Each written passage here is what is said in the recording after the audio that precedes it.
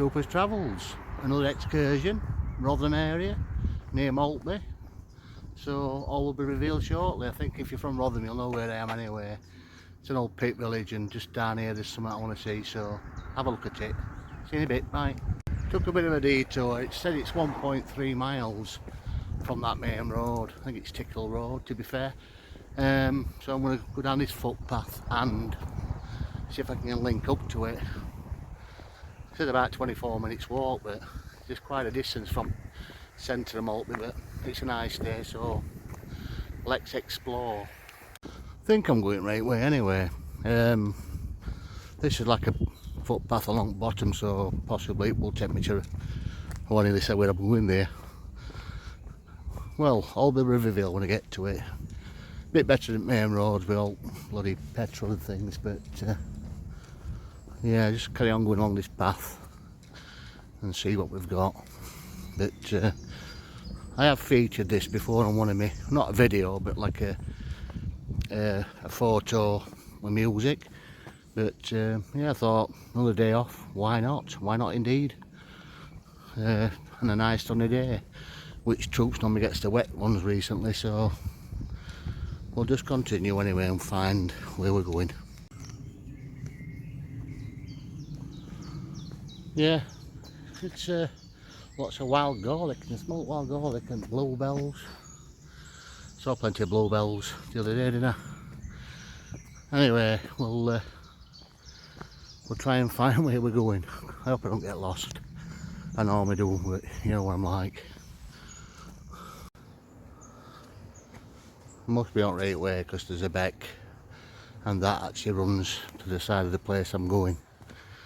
So, like I say, I've been here before. I don't think I've done a video at place, but lots of wild garlic here, isn't there? Come and pick your garlic while it's free. But yeah, it's a nice little place. Nice place for a picnic and all if you bring your kids and your family. And really tranquil and relaxing, I would say. Every time I'm here I feel right at ease. Won't like me down here on a dark night though, because it's breaking, it's haunted this place, but we'll get to where we need to go and then I'll start telling you more about the place. That's if you've not guessed already where we're going, but we'll see how we go. So we're in like a limestone gorge. Probably the same stone what we're at Cresswell, what I visited recently, but that should give you a clue. And there were plenty of stone here to use to build this place. And I am on the right track. Couple of information boards what's been vandalised as per usual. But beautiful day today. And we shouldn't be too far off beaten track now. Right, let's motor on. So that would be an entrance into it. This is your car park. I said I'm at Maltby, so have you any idea where I am?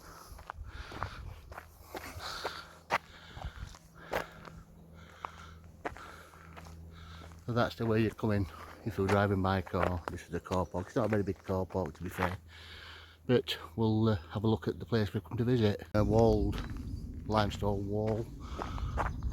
What takes you to where the place I'm going. One thing about building things, if you've got stone in a quarry, it's ideal. It's ideal, isn't it?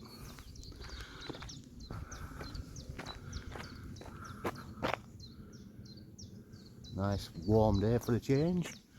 Trucks are used to raining, but anyway, we'll have a look at this bit here because we're coming up to it now. This is the Gatehouse, so we'll show you a bit more when we get closer to it, and then give you a bit more information about this Gatehouse. Well worth a visit. It is an English heritage property. It's about £5 or £6 to get in, but worth a day out. Been a number of times, but never actually filmed it. I don't know if you can hear my wind, but we'll have a quick look round this bit here. So as you can see, this is the Gatehouse. Lots of archways. Little side entrance there.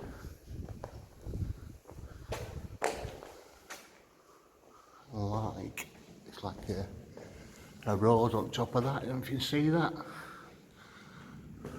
And all your archways. I like to see these archways. So yeah, I am. You've guessed it. I'm at Roach Abbey. Have a quick look around it.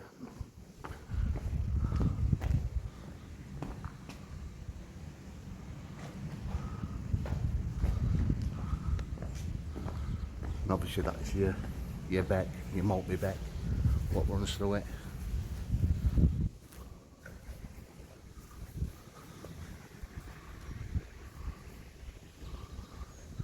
Quite a lot left of it, isn't there?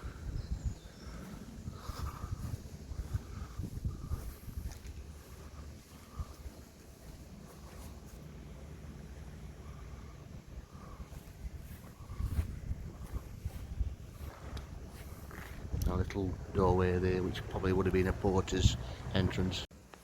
So a bit more information about this gatehouse. This was a second gatehouse.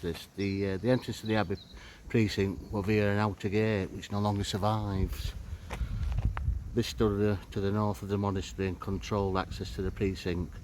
Once visitors to Roach had passed through that point, the outer gatehouse, they would have proceeded 60 metres along the lane to our inner gatehouse, which is this one we're looking at. It was here the porter of the house, the monasterial official of some standing, officiated between lords and combine each day, receiving visitors and administration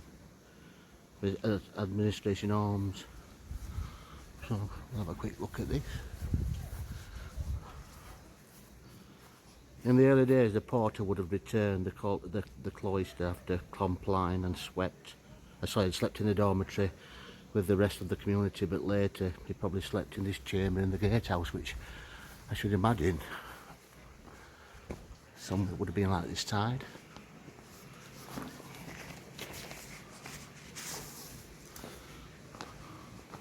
A lot cooler in here, even though I mean I'm on about rain, but it's a lot cooler. It's quite warm now.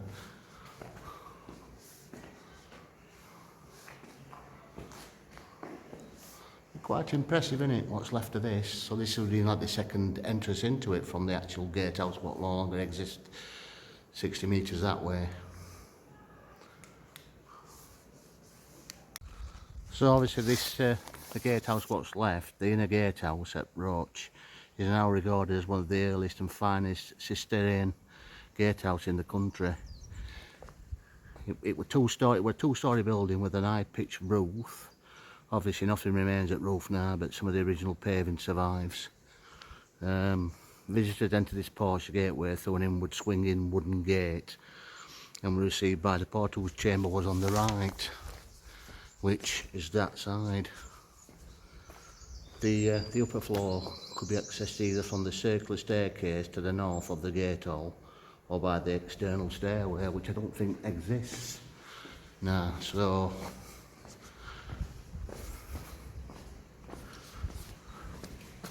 possibly that one, I don't know, we'll have a nosy.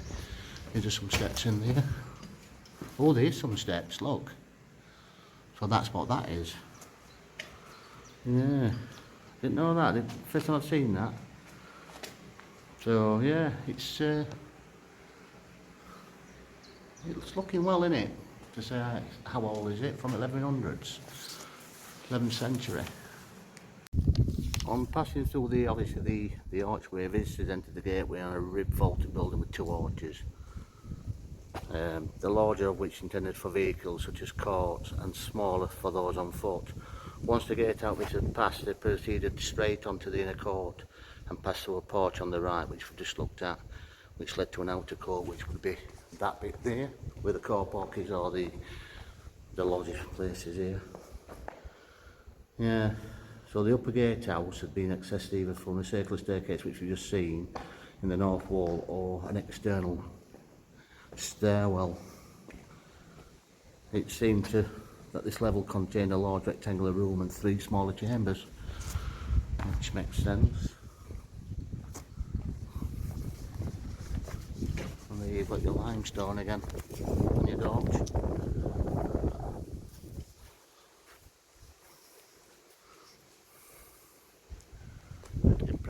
Quite impressive what's left of it, and it's nice to see these things.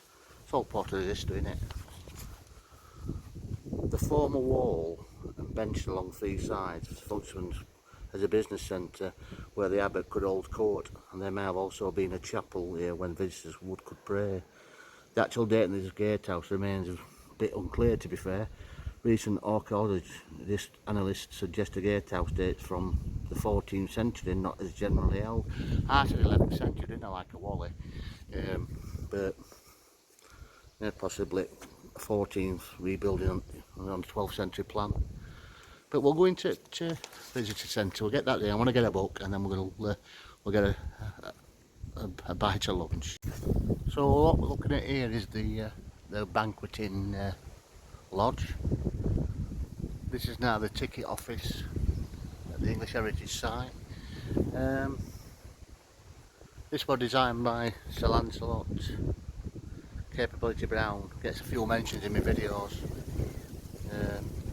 But were hired by the 4th Earl of Scarborough to develop the grounds, which it's all grassed if you notice, but I'll explain a bit more about that in a minute. So the 4th Earl of Scarborough were hired Capability Brown to develop the gardens. It was built in a Gothic style. As you can see, it's very Gothic, and we used stonework from the Abbey ruin and medieval decorative removed from the church, which then pinnacles are there, either side, there and there. This was built to entertain guests, Lord Scarborough. Let's have a quick look at it. It's the same colour as the Abbey. It's all limestone. But yeah, but this would have been the inner court bit here, which I'll explain a bit more about shortly. It's all grass, but I'll explain why it's been all grassed.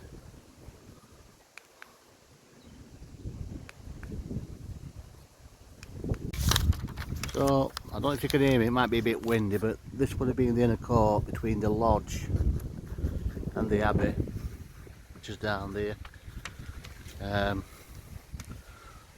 This at one time was the monastery inner court before Capability Brown levelled it all off and covered all the outer buildings, what were left of them, or ruins, with soil to create grass.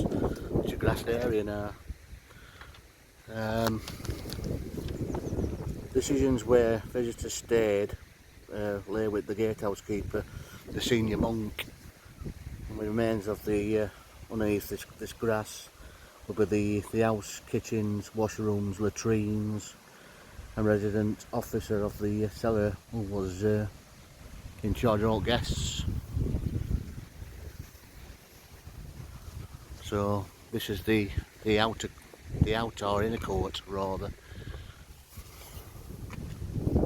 It would have also contained a bakehouse and a brew house, which makes sense near the water.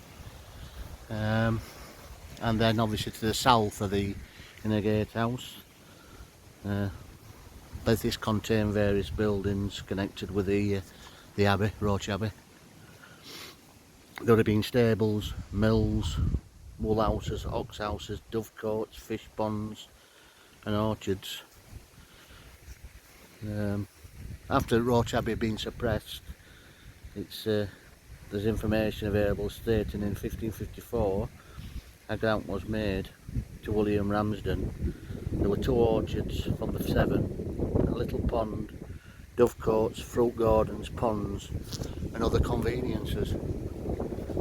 So I don't know if you can hear that, it's a bit windy. It sounded a bit windy, but yeah, that's it. So that's your lodge, your Banqueting Lodge, your gatehouse down there. And we'll make our way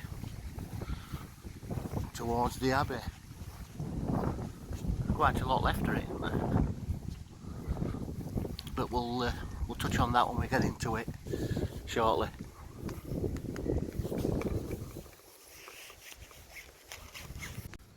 Just a bit more information about Roach Abbey. Obviously we're built by the Cistercian monks in 1147 and dissolved in 1538. Roach Abbey was once home to 50 monks and 100 lay brothers, unlike other Cistercian monasteries in Yorkshire such as Revox and Byland Abbey. So it was founded in the 12th century as a monastery for the Cistercian order. Despite the monastery being suppressed in 1538, most of the Gothic buildings dismantled, and the soaring early Gothic transepts of the Cistercian monastery still survive to their original height, and they're ranked the most important early Gothic architecture in Britain. The monasteries were suppressed in 1538, an event recorded, like I said previously, by a gentleman, and the ruins are now like a centrepiece of a beautiful design landscape by Capability Brown, which he has done. He did make it look nice, but a bit disappointed if they've grassed over things. What should, you know, there's stuff underneath here what needs excavating like. But yeah, we'll explore inside this bit here and let you know some more information. Well, let's enter the church. So this is would have been the entrance. There's lots of buildings down here, isn't there? Lots of little rooms and things.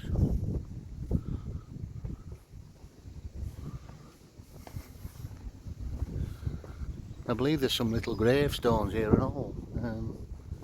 If I can find them, I think they're that side. But we'll come across them anyway. Have a quick look at them.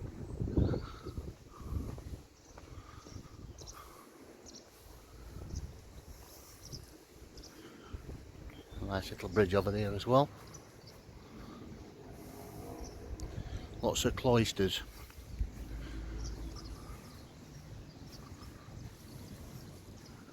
But thanks to Henry VIII, no, this is much of it left, is there?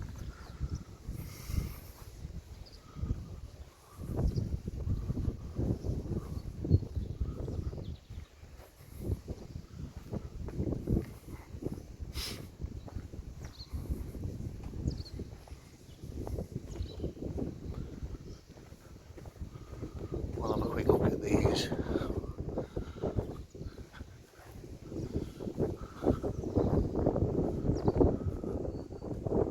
Well, if you could hear me, it's a bit windy. I'll try and get into the archway where it might be a bit quieter. I do apologise about the wind. Can't help with wind.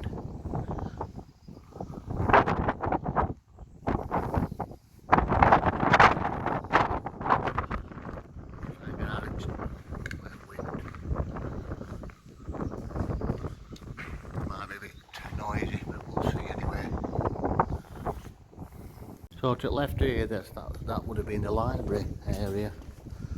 First doorway to the east side of the cloister led into the library. If you can hear that, it's a bit windy. Lovely day, but windy.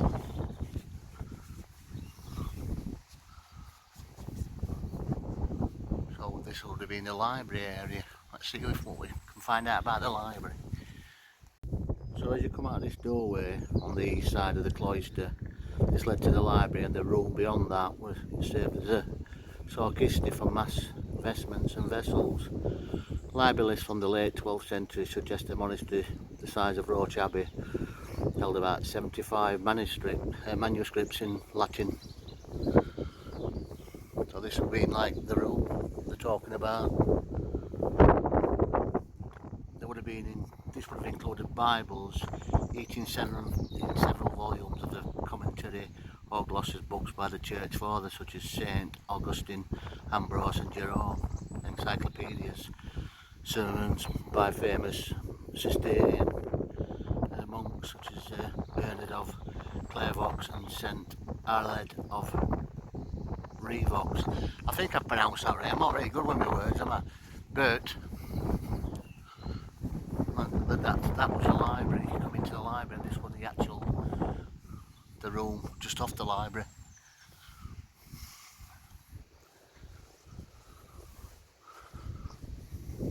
It's a vast place, isn't it? Really big. And that, I think, is one of the graves.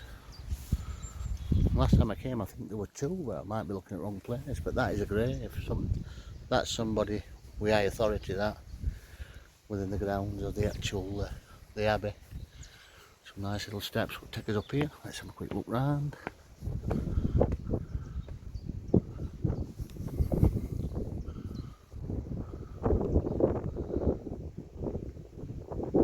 Tell you, some of these stonemasons, there's a great job of this, isn't there?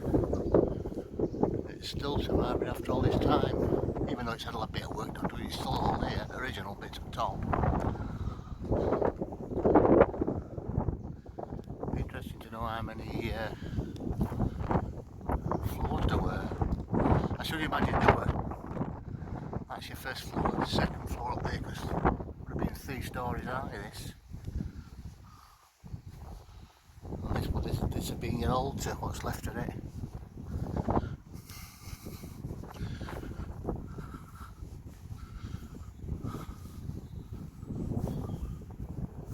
Yeah, possibly an altar. And that, some old foot timbers. So that would have been, well, it would have been a bit lower, unless I'm too tall. A bit windy.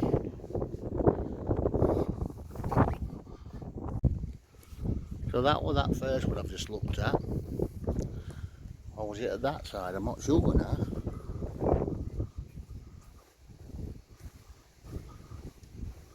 Yeah, that's the first one I looked at. I'm telling lies. And then you've got some grave ones here, some graves here. I don't know if you can see them. That's a grave. It's all in Latin. Looks like Latin wording around it.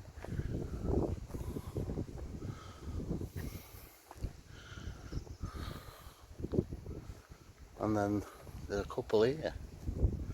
That's good. Well, it's like a knight. It's got a coat of arms on that as well. That's your coat of arms. So I don't know what that would have been. Be interesting to find out what that were. We'll try and find out what these graves represent. But yeah, it's got a coat of arms on it. And then your 2 transepts, what's left and right, one north and one south. Right, let's have a quick look at this tomb we've got here. So I've got some information regarding this tomb. So obviously that's the coat of arms I showed you earlier. So this is the tomb of Perrin of Doncaster, one of several people buried in Roach Abbey. Also his wife Yesbel, with a rough rhyming inscription that suggested qualification for burial at Roach Abbey was admission to confraternity of the Abbey, which gave the person buried a share of the prayers of the abbot and merits the accruing works they did for charity and piety. So that's what all that writing is about, and it's like a rhyme or something, it says. So it says there's 7 people buried in it. There were them monks, them monk ones, weren't there, round back of that end. However, just trying to establish if some of these are what's been filled in. They look like just blocks.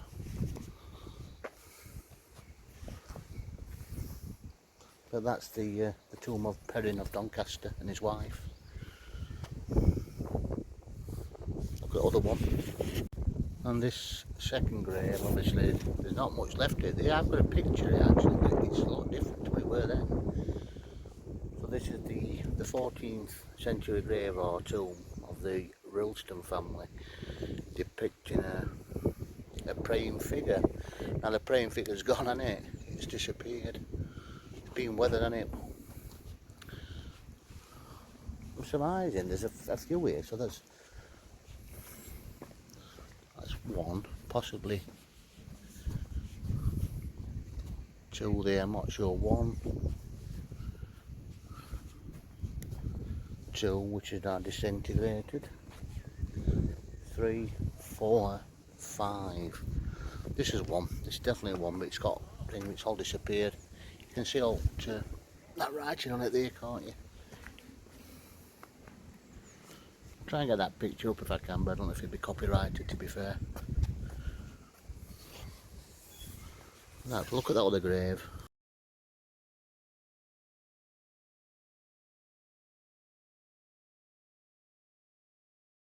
That's the other grave, but there's nothing on that. So obviously that other grave I looked at's weathered. Big time.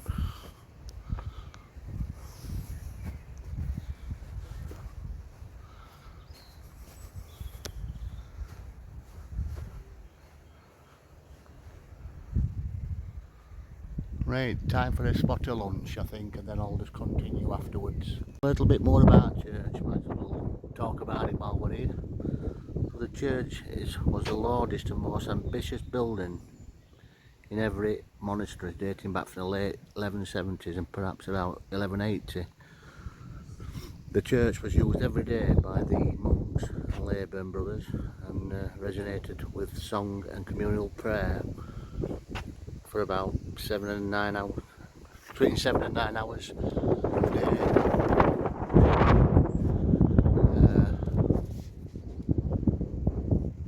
The church was divided into two parts. The east part of the church for the monks and the west part for the lay brothers. So that's that side, isn't it? That's your south and that's your north side.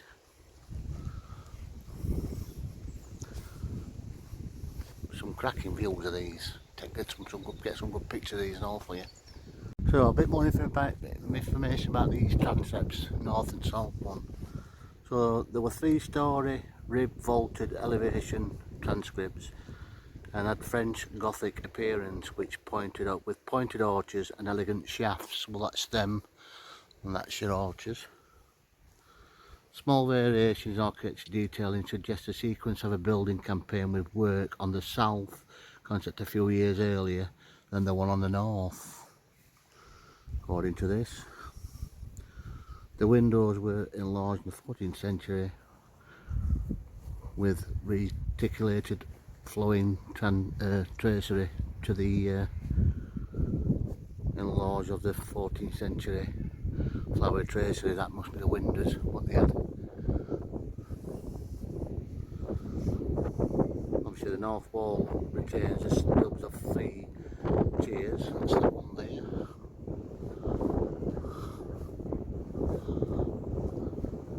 So from back to south. If you can hear me, it's windy again. Just try and get out of the wind a bit because it's a bit noisy. So this would have been the nave. You would have entered the nave. There was also 4 chapels in here, either side of the archways. So you would have 1, 2, 3 and 4.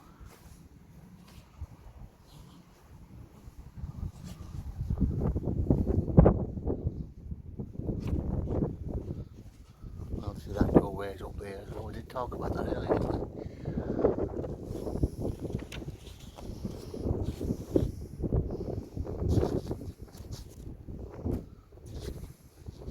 So you've got your north transept there, that's your south transept there, and in the middle, the 7, which would have been the crossing and night stairs.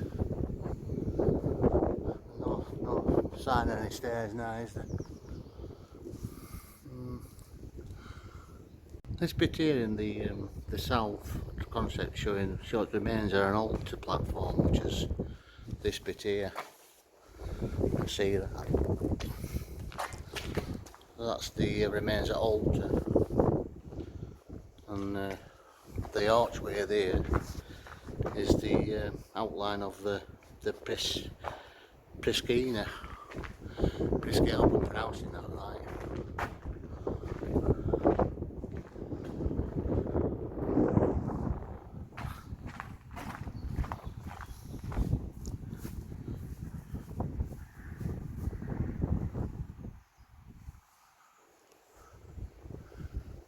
It's a lovely bit of architecture though, isn't it, from that period, from 1100s. at it. It's a shame it's not all intact on top with all floors. Would have been some building this, considering it was only a small one. So according to form, this were the toilets, the latrines. It's got different little rooms. Latrine is toilet, by the way. I think much of it's a French word.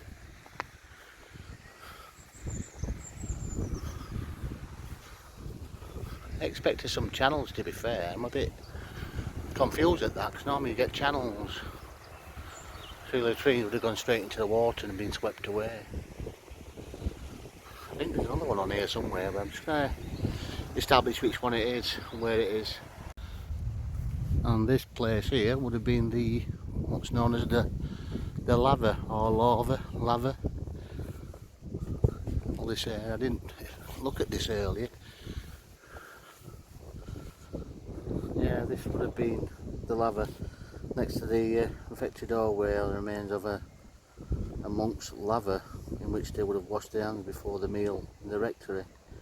Pipes channeling spring water to fill the shallow basin running the length of the wall.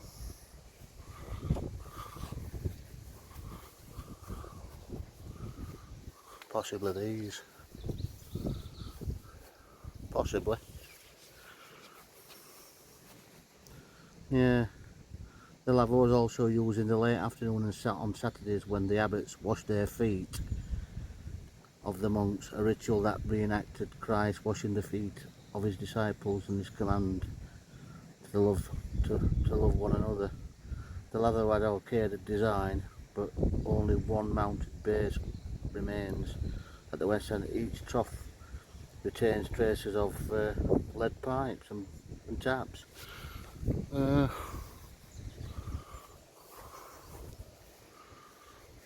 Just trying to establish where it is. I think this is the building, this is where it is. I'm not very good with me stuff, am I? But anyway, that's the lava anyway. That's where they used to wash their hands and their feet and things. Right, we'll go back to them graves and I'll give you some more information on who they were, because I found out who they were. So this is the monks' cemetery. There's some, it's all overgrown with grass though. Another one there, but I thought they'd have cleaned all this up. When you should have a look at it, so you can see it better. You can see 1, 2, 3, possibly 4 monk graves behind the North Transit. Is it Transit? I'm not sure, I always get things names wrong. And then back into the altar, which is here.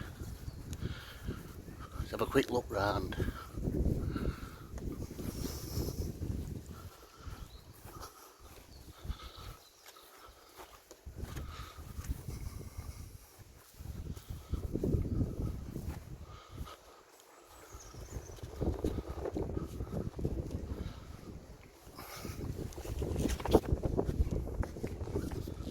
So this would have been obviously this is the South transcript.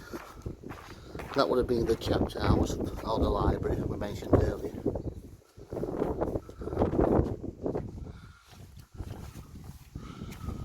Just trying to get my bearings with it. And then the parlour, which is the other side of that.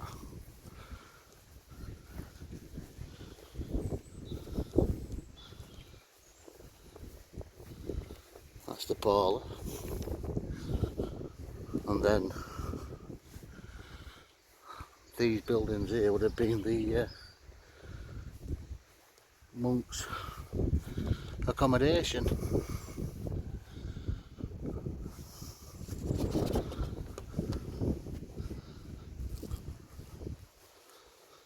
And then we've got a nice couple of bridges. Have a look at these.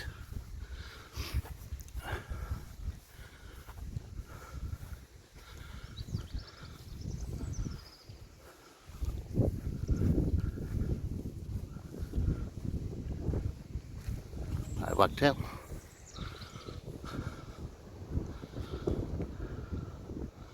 Possibly we would have kept fish as well to eat or sell.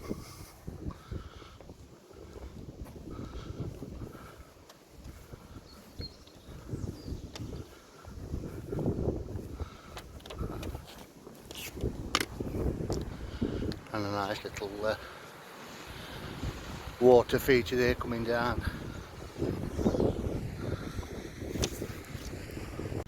It's interesting how you've got 3 bridges as well. You've got 3 bridges.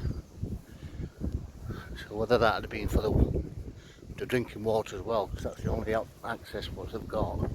You've got 3 bridges. That's 1, that's 2, and that's 3, and 4 down here. But this building actually, this room is built over it.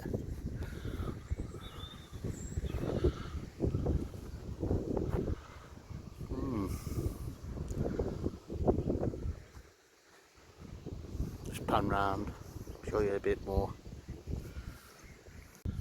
So this area would have been the monks' choir, either side of these cloisters.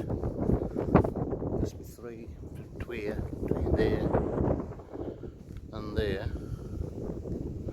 and then as you walk out here, that would have been the Lay Brothers choir. That's right, yeah. We're a nave. Nave at the bottom, which would be there. So that's your archway. So there were 2 lots of monks here. They weren't monks and they weren't lay brothers.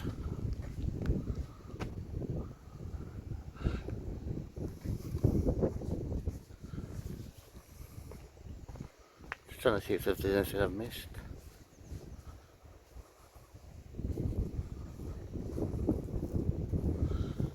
There's that stairwell little bit what comes into it from that side.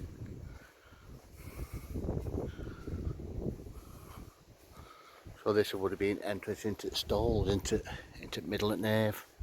The monk's nave, not the Lay Brothers nave.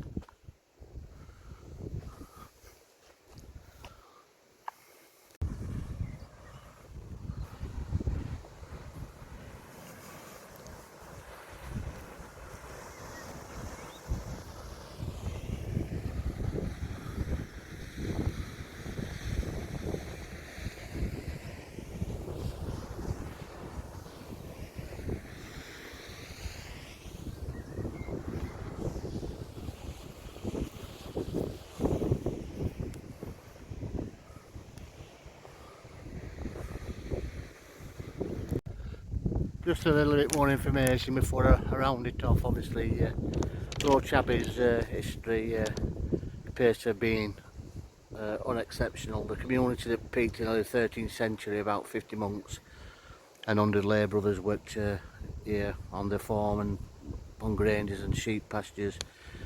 External events interrupted, however, as a result in the changes. Obviously, in the 8th, he disillusioned all these monasteries and things and just stole the wealth. He wanted to make his own religion, and it split from Catholic Church.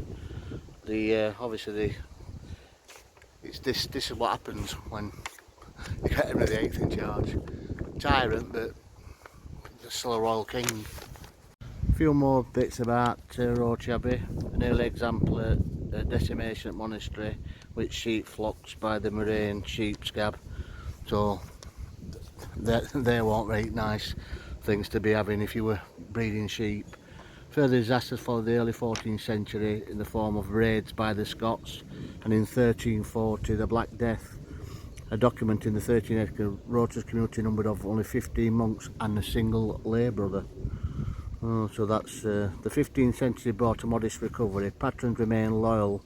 Lay people sought out the Abbey as a burial place. Numbers slowly increased and economy improved, and the community enjoyed high regard for its religious observations and ordered life. At the suspension of the Abbey in 1538, the documents under notes 22 monks and about the same number of servants.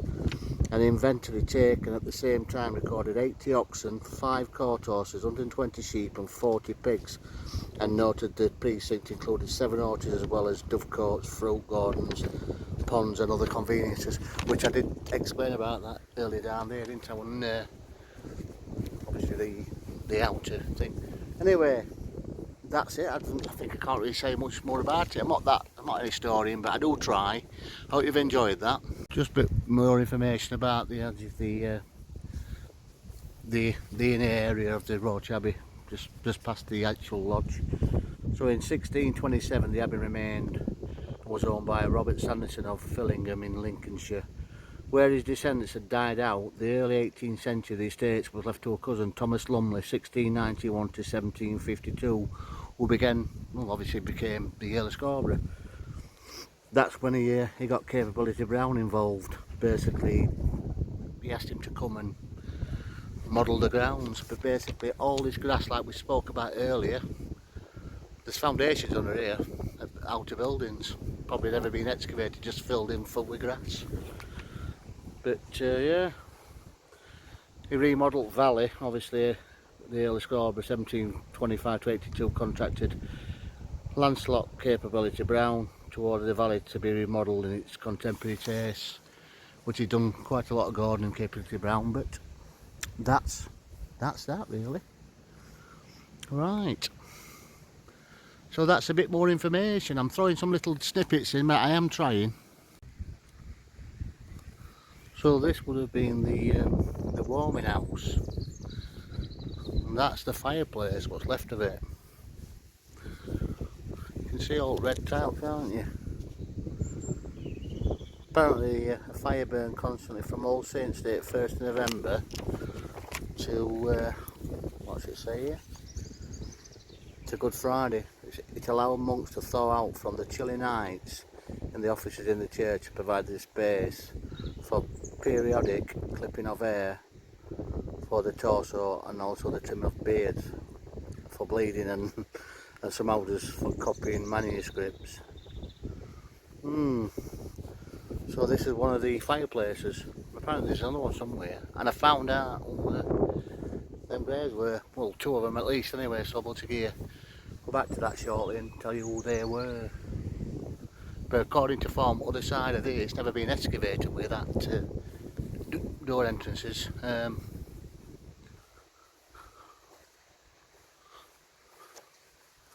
Quite a big area. It looks pretty small from where you're there, but when you get out here it's bigger, isn't it? A lot bigger.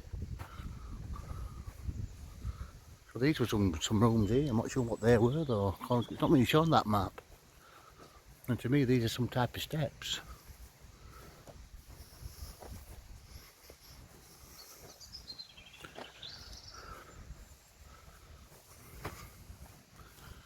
And a doorway into it.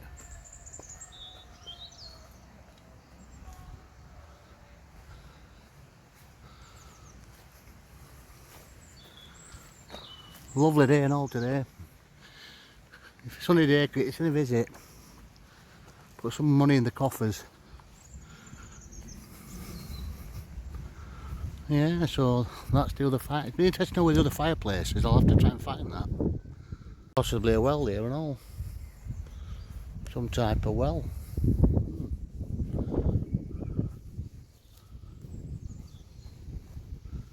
Beautiful place this, Roach Abbey. People knock Maltby, but I don't think Maltby's a bad place at all, and it's got history steeped in history like this. Anyway, we'll have a look at these graves. Anyway, hope you've enjoyed that little let's skip here. It's only been a little visit. It's local to Rotherham, well worth a visit. I'll put postcode up, and if you ever want to call this way, it's towards Tickle anyway, but it's Maltby. A nice little place. Been a bit quiet today. I don't know how many visitors. I bet they've only had about 9 or 10 visitors while I've been here, but it's worth a visit. That's your abbey. I hope I've filled you in with some blanks, but I'm not an historian, but I've tried my best anyway. So thanks for watching. Please like, subscribe and share with your friends, and if I can grow a few more subscribers, be even better. Thanks ever so much. Bye.